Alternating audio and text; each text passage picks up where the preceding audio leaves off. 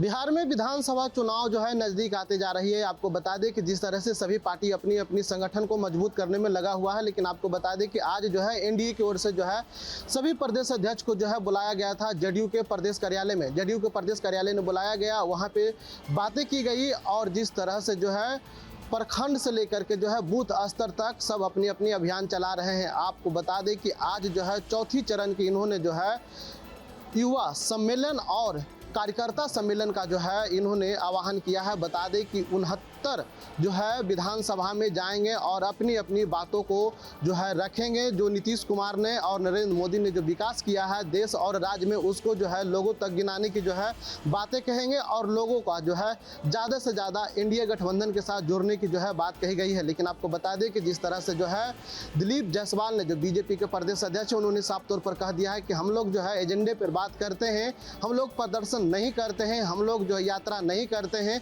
ताकि रोड पर लोगों को जो है भ्रमित करें। हम लोग जो है कार्यकर्ता से बैठ करके संवाद करते हैं, समझाते हैं और बूथ तक जो है इस बात को पहुंचाएंगे, आम जनता तक पहुंचाएंगे कि नीतीश कुमार और नरेंद्र मोदी की सरकार ने जो है आपको कितना लाभ पहुंचाया है। क्या कहते हैं बीजेपी के प्रदेश अध्यक्ष दिलीप जायसवाल और जदयू के प्रदेश अध्यक्ष उमेश कुशवाहा, पहले ये सुने। तो आपने सुना जिस तरह से जो है पूरी बयानों को इन्होंने जो है वक्तव्य देते हुए साफ तौर पर कह दिया है कि विकास की ओर जो है अब बिहार तेजी से बढ़ रही है। न्यूज स्टेट के लिए पटना से मैं ब्रजेश कुमार। बाराबंकी में छात्रों पर लाठीचार्ज मामले पर बयान देना कैबिनेट मंत्री ओपी राजभर को भारी पड़ गया। अब उन्हें इस मामले में लीगल नोटिस भेजा गया है। ये नोटिस गोंडा के रहने वाले एबीवीपी से जुड़े आदर्श तिवारी आजाद ने भेजा है। एडवोकेट सिद्धार्थ शंकर दुबे के माध्यम से इस नोटिस में मंत्री ओपी राजभर को 5 दिन के अंदर सार्वजनिक रूप से माफी मांगने के लिए कहा गया। साथ ही ये भी कहा गया कि 7 दिन के अंदर लिखित आश्वासन दें कि भविष्य में आप एबीवीपी और किसी भी छात्र संगठन के खिलाफ ऐसी दुर्भावनापूर्ण भाषा का इस्तेमाल नहीं करेंगे। नोटिस के जरिए साफ तौर पर से बताया गया कि अगर निर्धारित समय सीमा में माफी नहीं मांगी जाती है तो मानहानि का दीवानी और आपराधिक मुकदमा दर्ज किया जाएगा। दरअसल श्री राम स्वरूप मेमोरियल यूनिवर्सिटी में छात्रों पर लाठीचार्ज के दौरान एबीवीपी के कई छात्र घायल हुए थे। इसके बाद एबीवीपी कार्यकर्ताओं ने विरोध तेज कर दिया। इस बीच यूपी के कैबिनेट मंत्री ओपी राजभर के विवादित बयान ने सियासी माहौल को और ज्यादा गर्म कर दिया। एसबी अध्यक्ष और कैबिनेट मंत्री ओपी राजभर ने एबीवीपी कार्यकर्ताओं को लेकर एक बयान दिया था। कार्यकर्ताओं का कहना था कि ओपी राजभर ने उन्हें गुंडा कहा। उनके इस बयान को एबीवीपी संगठन ने अपनी प्रतिष्ठा और लोकतांत्रिक अधिकारों पर सीधा हमला बताया। एबीवीपी कार्यकर्ता लगातार उनकी बर्खास्तगी की मांग कर रहे हैं। इसी क्रम में मंत्री के खिलाफ अब कानूनी कार्रवाई का रास्ता भी खोल दिया गया है। वह इस मामले पर बीजेपी नेता बृजभूषण शरण सिंह ने ओपी राजभर पर निशाना साधा। ओम प्रकाश राजभर जी ने जो कार्यकर्ता है उनको गुंडा कहा है, इस पर क्या कहेंगे? ऐसे हल्के व्यक्ति के बात का हम जवाब नहीं देते। इस बीच ओपी राजभर ने डिप्टी सीएम केशव प्रसाद मौर्य से मुलाकात की। माना जा रहा है कि यह मुलाकात एबीवीपी विवाद को लेकर हुई। छात्रों पर लाठीचार्ज को लेकर बयान के बाद ओपी राजभर एबीवीपी के निशाने पर हैं। वहीं छात्रों के प्रदर्शन के बाद अरविंद राजभर के सुर बदल गए। उन्होंने छात्रों पर लाठीचार्ज को आवाज दबाने की कोशिश बताया और कहा कि लोकतांत्रिक मूल्यों का खुला उल्लंघन किया गया। Team news state. दिल्ली में ऑनलाइन खाना मंगवाना अब महंगा हो सकता है। सरकार के द्वारा जो नए नियम तय किए गए हैं उसमें टैक्स की बढ़ोतरी हो गई है। वहीं वीकेंड पर आप अगर बाहर जा रहे हैं और खाने के लिए ऑनलाइन डिलीवरी करते हैं तो अब आपको 20 से 30 रुपये ज़्यादा देने होंगे। या फिर ऑफिस से आने के बाद जो आप थकान महसूस करते हैं और मोबाइल पर क्लिक करने के बाद सीधा जोमेटो या स्विगी से आप खाना मंगवाते हैं, उस पर अब आपको 30 रुपये अधिक देने होंगे। हालांकि स्विगी और जोमेटो कंपनियों का साफ तौर पर यह कहना है कि इसकी भरपाई ग्राहकों के द्वारा ही वसूली जाएगी, क्योंकि उन दोनों कंपनियों का ये स्पष्ट बयान है जिससे ये स्पष्ट हो जाता है कि ये उन पर बोझ दाखिल किया गया है।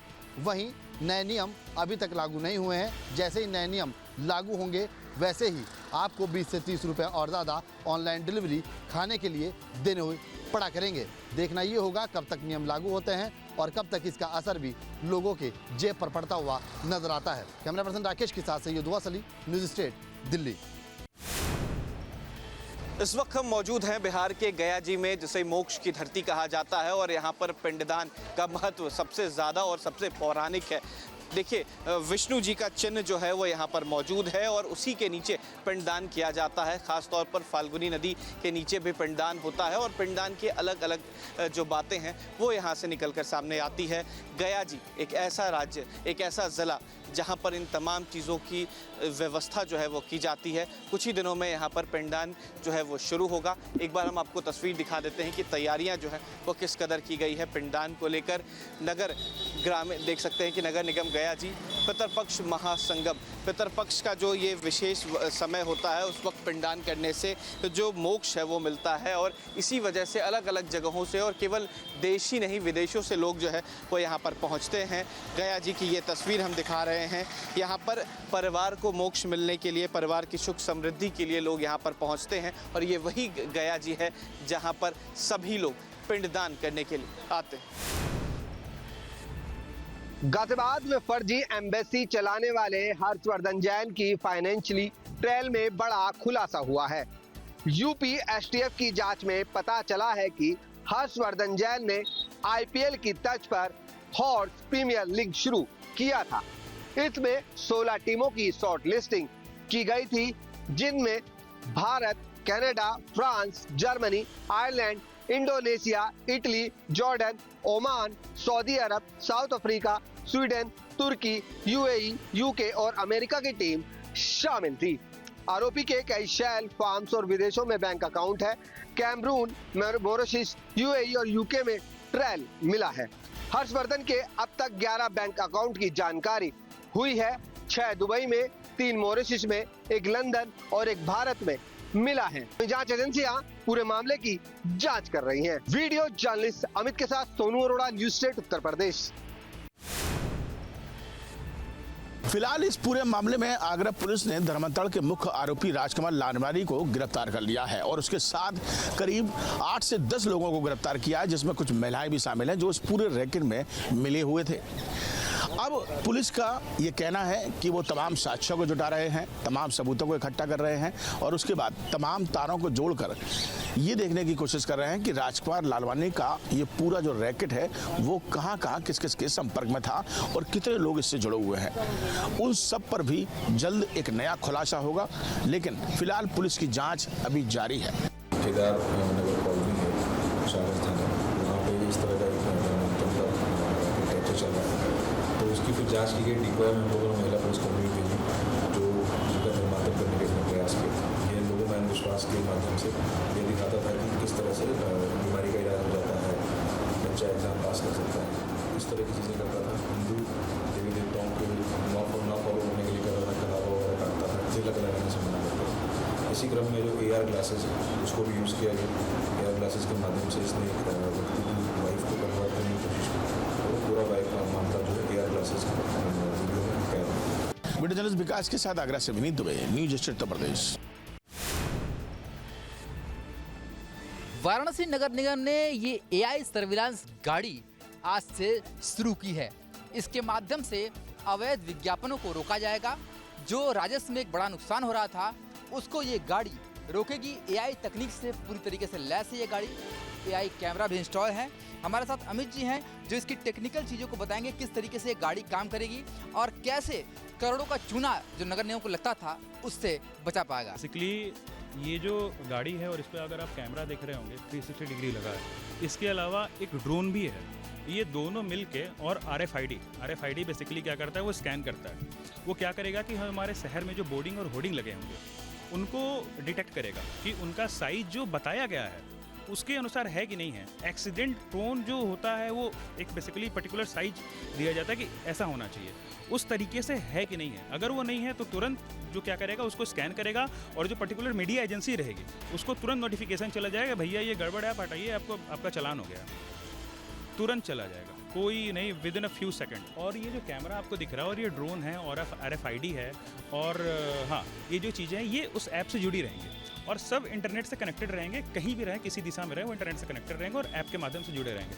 जैसे ही किसी भी चीज़ को देखता है। जैसे आपने सुरक्षा का बात किया, उसने देखा कि कोई बोर्डिंग ऐसा लगा है जो रोड के बीचों बीच आ रहा है और कार या फिर बाइक जा रही है तो उसका नज़र पड़ रहा है और इससे एक्सीडेंट हो रहा है, तुरंत उसको डिटेक्ट करेगा, ऐप हमारे नोटिफिकेशन पे आएगा, यहाँ से चालान हो जाएगा और उस मीडिया एजेंसी को भेज दिया जाएगा। ये जो तकनीक है एआई की, ये अब न सिर्फ अवैध विज्ञापनों को रोकेगी, बल्कि शहर में और कई ऐसी जगह हैं जिससे दुर्घटना हो सकती है, चाहे वो होर्डिंग हो या फिर और कोई चीज़ें हों, उन सारी चीज़ों को तुरंत डिटेक्ट करेगी। ये कैमरा तो मौजूद है ही है, साथ ही इसमें जो ड्रोन है वो भी लगातार काम करेगा। वीडियो जर्नलिस्ट शिवम मिश्रा के साथ सुशांत मुखर्जी, न्यूज़ स्टेट, वाराणसी।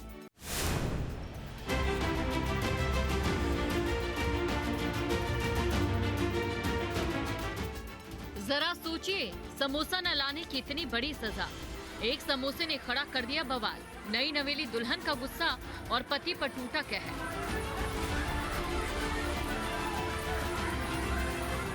पीलीभीत से आई ये खबर आपको हिलाकर रख देगी। सोचिए, महज एक समोसे की वजह से खुशहाल जिंदगी में कैसा तूफान आ सकता है।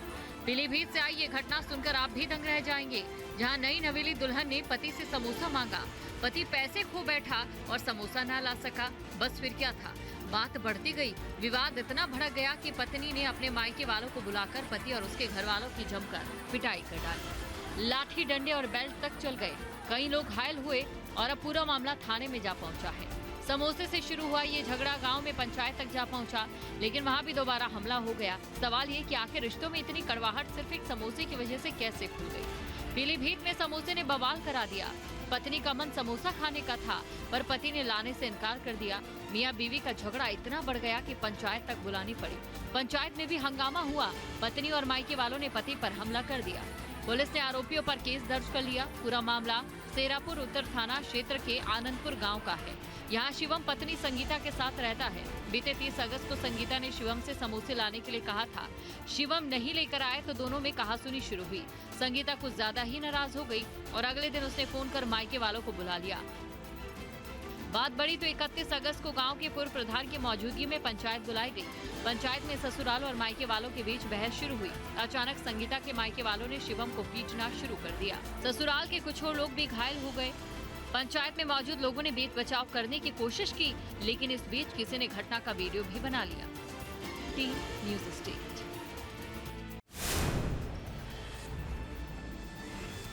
भर में अनिश्चितकालीन हड़ताल पर है और कल प्रदेश भर के जो कर्मचारी है इस्तीफा भी दे चुके हैं। अब इस्तीफा देने के बाद अब इनके पास कोई अब काम नहीं बचा है और यही वजह है कि ये अब चाय भी बेचने को मजबूर है, भेल बेचने को मजबूर है और गुपचुप बेचने को मजबूर है। तो तमाम जो स्टॉल है यहाँ लगे हुए हैं और मजबूरी ये हो गई है क्योंकि अब ये इस्तीफा दे चुके हैं। अब इनके पास कोई रोजगार नहीं बचा है। यही वजह है कि इस तरीके से अब अपना जो है जीवन यापन चलाने के लिए अब इसका सहारा इनको लेना पड़ रहा है और इसके जरिए जो है वे अपना जो है प्रदर्शन करते हुए नजर आ रहे हैं। बातचीत करते हैं यहाँ के जो पदाधिकारी हैं, जो कर्मचारी हैं, उन लोग से ही। ये किस तरीके से प्रदर्शन अब आप लोग कर रहे हैं? इस्तीफा दे चुके हैं, अब ये भेल बेचने को, गुपचुप बेचने को मजबूर। बिल्कुल, अब क्योंकि हमारे पास कोई काम बचा नहीं है तो हम ये कर रहे हैं कि कम से कम आंदोलन को चलाने के लिए आंदोलन को चलाने के लिए हमारे पास पैसे नहीं है तो हम अपने पैसे यहीं से इकट्ठा कर रहे हैं। क्योंकि हमारी बहनें आप देख रहे हैं कि चाट, गुपचुप, चाय सभी का स्टॉल लगा रखा है और इसी को बेच करके हमारा आंदोलन में जो होने वाला खर्च है उसको हम चलाएंगे। और अगर सरकार हम सबको अगर नौकरी पे नहीं लाती हमारे मांगों के साथ तो फिर यही धंधा आगे चालू भी करेंगे।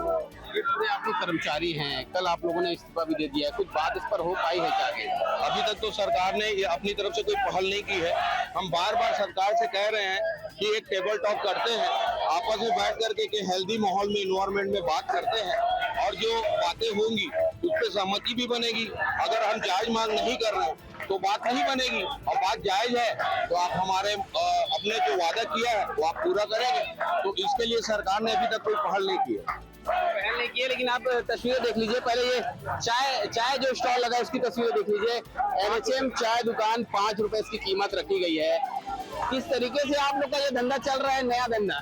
सर, धंधा तो बहुत अच्छे से चल रहा है और हम सरकार से ही गुजारिश करते हैं कि कृपया वो आए और अच्छे से चाय का आनंद लें। जो हमारा हड़ताल में आज 19वां दिन है, आज 19वां दिन के अपेक्षा बहुत अच्छा चल रहा है सर। इस मानसून सीजन में उत्तराखंड में अच्छा खासा नुकसान हुआ, खासतौर पर सड़कों का और पुलों का एक बड़ा नुकसान हुआ। लेकिन इसके अलावा ही नए लैंडस्लाइड जोन भी विकसित हो गए हैं जिनकी स्टडी की जा रही है और ये कई दर्जन लैंडस्लाइड जोन हैं जहां पर खतरा पैदा हो गया है और इनका ट्रीटमेंट बेहद ज़रूरी हो गया है। कुछ पुराने जो लैंडस्लाइड जोन थे, जो डेंजर जोन जिनको हम बोलते हैं, वो डेंजर जोन भी वो रीट्रीटमेंट के जोन में कंसिडर किए जाएंगे चूँकि उनको भी काफ़ी नुकसान हो गया है। तो केवल और केवल भूस्खलन के दृष्टिकोण से जो खतरनाक जोन विकसित हो गए हैं या पहले हैं वो भी डैमेज हो गए हैं, उनको ठीक करने के लिए अलग से एक बजट निर्धारण किया जा रहा है और उन पर एक स्टडी रिपोर्ट आने के बाद, जो बहुत जल्द आने वाली है, उसके बाद काम शुरू किया जाएगा। देखिए, एक स्टेट गवर्नमेंट ने भी एक स्कीम लॉन्च की थी, मिशन हिमावंत करके, जो स्टेट हाईवेज़ और जो हमारी बड़ी रोड्स हैं उन पे जो स्लाइड्स आते हैं उनको ट्रीटमेंट करने के लिए। उसमें भी 5-6 एस्टिमेट है जो हम लोग सैंक्शन कर रहे हैं, क्योंकि लैंडस्लाइड ट्रीटमेंट बहुत कॉस्टली अफेयर है, बहुत ज़्यादा टाइम लगता है, बहुत ज़्यादा रिसोर्स उसमें यूज़ करना पड़ता है। तो उसको हम लोग असेस करते हैं कि कितनी ज़रूरत है, कौन सा ट्रीटमेंट करने की ज़रूरत है, कौन सा अपने आप स्टेबलाइज हो सकता है। तो वो एज़ पर साइट हम लोग कॉल लेते हैं, जो इसके एक्सपर्ट्स हैं उनसे भी डिस्कशन करते हैं, तब हम लोग डिसाइड करते हैं कि कहाँ पे हम लोग लैंडस्लाइड ट्रीटमेंट का काम करेंगे, कहाँ पे ट्रीटमेंट काम नहीं करेंगे, कोई और ऑल्टरनेटिव रास्ता निकालेंगे। तो इस बारिश में निश्चित रूप से ज़्यादा पॉइंट्स डेवलप हुए हैं और कुछ हमारे जो पहले से अच्छे चल रहे थे, जो ट्रीटमेंट हुआ था, उनमें भी कुछ एक हैं जो फेल कर गए। तो उस पर भी हम लोग रिकन्सिडर कर रहे हैं कि उसको कैसे हम लोग को मैनेज करना है। अपने सहयोग कैमरामैन सोनी कुमार के साथ न्यूज स्टेट के लिए देहरादून से अजीत सिंह राठी। लखनऊ के डालीबाग में ये वही जमीन है जहां मुख्तार अंसारी ने अवैध रूप से कब्जा करके अपना मकान बनाया था। जब मुख्तार के खिलाफ अभियान शुरू हुआ तो उस दौरान उसका मकान जमींदोज किया गया और मुख्यमंत्री योगी आदित्यनाथ ने कहा कि यहां पर गरीबों के लिए आवास बनाए जाएंगे, जिसका निर्माण भी शुरू हो गया। 72 फ्लैट जो है यहाँ बनाए गए हैं गरीबों के लिए। अभी लखनऊ विकास प्राधिकरण ने इसका आवेदन स्वीकार करना शुरू नहीं किया, यानी इसका जो पोर्टल पर अभी अपलोड नहीं किया, ये प्रधानमंत्री आवास। और इसी दौरान कुछ लोगों ने यहाँ पर इसमें भी सेंध लगा दी। माना जा रहा है कि कुछ फ्लैट्स किसी व्यक्ति ने यहाँ पर आसपास के रहने वाले लोगों को बेच दिया। लगभग 20-25 लाख रुपए बाकायदे इस फ्लैट के लिए ले लिए गए और अब ये मामला लखनऊ विकास प्राधिकरण की जानकारी में पहुंचा है। तो जालसाज मुख्यमंत्री की जो प्राथमिक योजनाएं हैं उसमें भी सेंध लगा रहे हैं। लखनऊ विकास प्राधिकरण को जब ये शिकायत मिली, उसके बाद लखनऊ विकास प्राधिकरण ने इस पूरे मामले में FIR दर्ज कराई गई है। जो पीड़ित थे उन्होंने एक पत्र लखनऊ विकास प्राधिकरण को लिखा था। ये जमीन मुख्तार अंसारी से मुक्त कराई गई। बगल में ये मुख्तार के बेटे का मकान है जो अभी सील है और यहाँ पर मुख्तार अंसारी की जो है वो कोठी हुआ करती थी। नजूल की जमीन थी, अवैध रूप से कब्जा करके बनाई गई थी, जिसके बाद सरकार ने इसकी पैमाइश कराई और पैमाइश कराने के बाद यहाँ पर जो है गरीबों के लिए आवास का निर्माण हुआ। अभी भी जो आयकर विभाग का बोर्ड है वो यहाँ पर लगा हुआ है। तो जो गरीबों के लिए मकान बनाए गए उसमें भी जो है जालसाज हैं, उन्होंने सेंध लगा दी और धीरे धीरे यहाँ पर जो है कई फ्लैट बेच डाले और इसकी शिकायत अब लखनऊ विकास प्राधिकरण के पास पहुँची है। फिलहाल इस मामले में FIR दर्ज कर ली गई है और आगे जांच शुरू की जा रही है। लखनऊ से वीडियो जर्नलिस्ट दीपक राणा के साथ निखिल शर्मा, न्यूज स्टेट उत्तर प्रदेश। लखनऊ से कानपुर के रावतपुर थाना क्षेत्र के सैयद नगर में कल हिंदू संगठन और मुस्लिम संगठनों में एक विवाद की स्थिति पैदा हो गई। विवाद की स्थिति सिर्फ इसलिए थी क्योंकि वहां पर एक गेट बनाया गया था और उस गेट पे लिखा गया था आई लव मोहम्मद, जिसको लेकर जो हिंदू संगठन थे वो धरने पर बैठ गए थे। देर रात जब इस पूरे प्रकरण का तूल पकड़ने लगा तो शहर के तमाम आला अधिकारी मौके पर पहुंचे और लोगों को समझाया बुझाया, जिसके बाद जो बोर्ड था बोर्ड हटाया गया और वहीं तब उसके बाद जो हिंदू संगठन थे उन लोगों ने इस धरने को खत्म किया। फिलहाल जो उसके बाद जो स्थिति थी वहाँ पे बिल्कुल नॉर्मल थी। वो गेट के सामने उन लोगों को आपत्ति थी हिंदू वर्गों की, एक आई लव मोहम्मद करके बड़ा सा एक लगा हुआ था। उनका कहना था कि पिछली बार से बढ़ा के लगा दिए गए, तो हम लोगों ने वहाँ के जो मानिंद लोग थे उनको बुलाया और ये बड़ी खुशी की बात है कि उन्होंने आपस में मिल बैठ कर सेटल कर लिया मामले को। वो जो आगे लगा हुआ था बैनर उसको पीछे कर लिया गया। न्यूज स्टेट के लिए ब्यूरो रिपोर्टर के साथ अनिल कुमार, कानपुर। बाढ़ की चपेट में इस वक्त पूरा पंजाब नजर आ रहा है। पंजाब के 1600 के करीब गांव जो कि है वो बाढ़ की चपेट में देखने को मिल रहे हैं। आपको बता दें कि 1600 के करीब ऐसे गांव हैं जिनमें पानी भर चुका है, घरों में पानी भर चुका है, खेतों में जो फसल थी वो नष्ट हो चुकी है। लुधियाना में आज एक बांध टूटने के बाद काफ़ी तबाही जो कि देखने को मिली, जिसके बाद इंडियन आर्मी द्वारा मोर्चा संभाला गया। फौज द्वारा मोर्चा संभालने के बाद काफ़ी रेस्क्यू जो कि ऑपरेशन इस वक्त लुधियाना में भी किए जा रहे हैं और आरजी बंद बनाने की कोशिश की जा रही है। वहीं पंजाब के बाकी हिस्सों की बात की जाए तो बाकी हिस्सों में भी बाढ़ का काफ़ी असर देखने को मिल रहा है। रेस्क्यू ऑपरेशंस लगातार किए जा रहे हैं एनडीआरएफ और एसडीआरएफ द्वारा, साथ ही साथ समाज सेवी संस्थाओं द्वारा तमाम जो राहत सामग्री है वो लोगों तक पहुंचाने की पूरी कोशिश की जा रही है। पंजाब के कई गांवों में अभी तक पानी जो कि खड़ा है। हालांकि बारिश पंजाब में बंद हो चुकी है, लेकिन पहाड़ी क्षेत्रों में हो रही बारिश के चलते पंजाब के जो मैदानी इलाके हैं वहां तक पानी जो कि अभी भी काफ़ी ज़्यादा भरा हुआ है और काफ़ी ज़्यादा खतरा जो कि है अभी भी पंजाब पर मंडरा रहा है। पंजाब के कई घर जो कि है वो इस बारिश में नष्ट हो चुके हैं, कई गांव जो कि हैं वो डूबे हुए हैं और खेत जो कि है खेत खलिहान पूरी तरीके से बर्बाद हो चुके हैं। आने वाले 2 से 3 दिन तक मेट्रोलॉजिकल डिपार्टमेंट द्वारा जो कि है फोरकास्ट दिया गया है कि किसी तरह की बारिश जो कि और नहीं होने जा रही, जो कि काफ़ी राहत वाली बात है। लेकिन जो पहाड़ी क्षेत्रों में बारिश लगातार चल रही है उसका प्रभाव सीधे तौर पर पंजाब के मैदानी इलाकों में देखने को मिल रहा है। वीडियो जर्नलिस्ट सचिन अरोड़ा के साथ Anmol Singh Gulati, news state, UP Uttarakhand. Gujarat में भारी बारिश का अलर्ट दिया गया है। फिलहाल टीम भरूच के अंकलेश्वर पहुंची है। अंकलेश्वर में आप देख सकते हैं कि जो अंकलेश्वर से मुख्य जो मार्ग है जो सूरत जाने का है वो पूरा पानी में तब्दील हो चुका है, डूब चुका है, क्योंकि सरदार सरोवर के 25 जो डैम के जो 25 गेट हैं वो खोल दिए गए हैं। ये पूरे जो इलाका है जो अंकलेश्वर से सूरत जाने का जो पूरा जो रास्ता है वो पूरा पानी में डूब चुका है। रोड बंद कर दिए गए हैं क्योंकि जो पानी है भारी बारिश का पानी जो डैम से छोड़ा गया है पूरी सड़कों पे आप देख सकते हो कि तालाब जैसे नज़ारा हो गया है। लोगों को आने जाने में दिक्कत हो रही है। फिलहाल प्रशासन द्वारा यहाँ पे जो रोड है वो बंद कर दिया गया है। जो मुख्य जो मार्ग है नेशनल हाईवे वो जो एक्सप्रेस हाईवे है वो भी बंद हो चुका है। ट्रैफिक जाम है, वहाँ पे लोग यहाँ पे इस्तेमाल कर रहे हैं। फिर यहाँ पे पानी होने के कारण प्रशासन ने फिलहाल ये रोड है बंद कर दिया है। लोगों की गाड़ियाँ बंद हो रही है। आप देख सकते हो कितनी भारी बारिश के कारण यहाँ पे लोग हैं वो जा रहे थे पर गाड़ियाँ जो बंद हो गई है। बारिश का पानी इतना है, डैम का जो पानी छोड़ा गया है वो आप देख सकते हो कि लोगों की गाड़ियां बंद हो चुकी है। साथ में प्रशासन द्वारा वहां पे इंतज़ाम किया गया है कि कोई गाड़ी यहां आए नहीं, क्योंकि जो पानी का जो प्रवाह है वो ज़्यादा है जिसके कारण लोगों को तकलीफ हो सकती है। और साथ में फिलहाल अभी पानी है वो छोड़ा जा रहा है और ये लगातार बढ़ रहा है क्योंकि जो अंकलेश्वर से सूरत जाने का जो मुख्य जो मार्ग है वो फिलहाल बंद हो चुका है।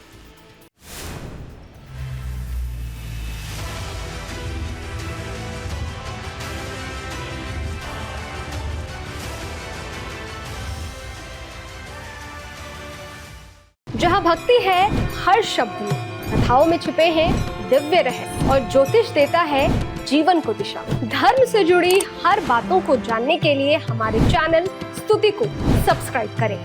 चैनल पर जाने के लिए इस लिंक पर क्लिक करें।